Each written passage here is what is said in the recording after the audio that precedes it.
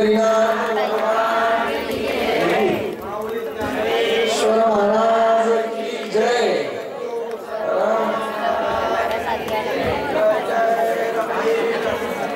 सगळेजण टाळ्या वाजवा। निश्चितच त्यांनी विश्वास दिला मला की महाराज मी कालच म्हटलं साहेब म्हणले सगळ्या परिसरातले रस्ते आता मात्र विना पुंडलिकावरी विठ्ठल श्री ज्ञानदेव पंढरीनाथ भगवान की।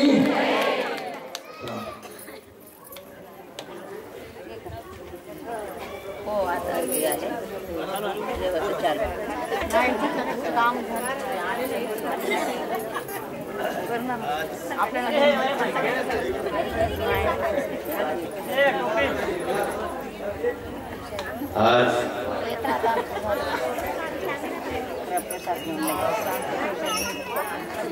आज या तरोडा भागातील मंत्रीनगर, संकेतनगर, अनिकेतनगर आणि या तरोडा परिसरातील आज जे कार्यक्रम आयोजित केला, आज 9 दिवस शिव महापुराण कथा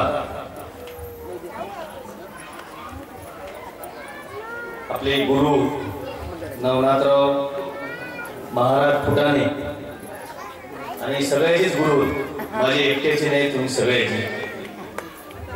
आणि या परिसरामधील दरवर्षी कथेचं आयोजन केलं जातं। 14 वर्षीय आपले महाराज ही कथा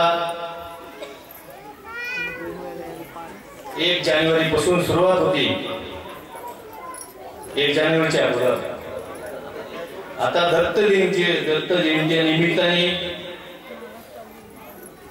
शिव महापुराण कथा आयोजित केली जाते या मंत्रीनगर परिसरातील।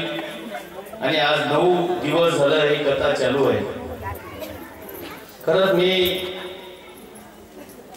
या माता भगिनीचं कौतुक करतो। आज 9 दिवस आणि या कथेसाठी सर्व परिश्रम घेणारे सर्व आयोजक आणि या मंत्रीनगर परिसरातील सर्व ज्येष्ठ मंडळी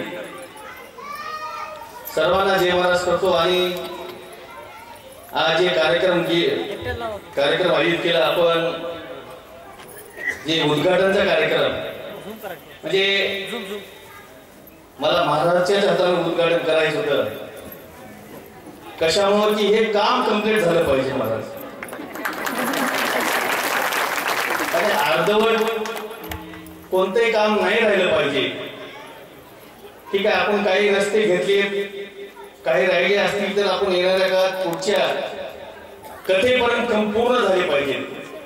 हे वैशिष्ट्य महाराजांचं आहे आणि माझं आहे। त्याच्यामुळे 100% या भागातील तरोडा भागातील कामं चालूच आहेत महाराज भरपूर। आणि काही टेंडर झालेले आहेत, काही प्रोसिजर चालू आहे, त्याच्यामुळे थोडा उशीर लागत आहे।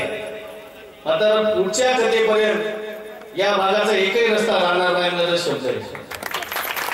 आणि 100% या भागाचा मी एक भागाचा तरोडा भागाचा नगरसेवक होतो, 10 वर्षे काम केले, सगळ्यांना माहित आहे माता भगिनींना। त्याच्यामुळं जास्त काही सांगायचं काम नाही। आणि तुम्ही मी एक तुमच्या परिवाराला आमदार आहे आणि मला एक शब्द महाराजांनी जसं म्हणलं तसं मागच्या कथेच्या 4 वर्ष झालं त्या असेच कथेमध्ये म्हणले की महाराज तुम्ही 100% आमदार होसाल। म्हणजे आमच्या मनी नाही घाणी नाही दोघांच्या आम्ही 100% आमदार झालो, हे तुमच्यामुळे झालं, आज तुमच्या आशीर्वादामुळे झालो। आणि हे तुमचा आशीर्वाद येणाऱ्या काळात सुद्धा मला पाहिजे।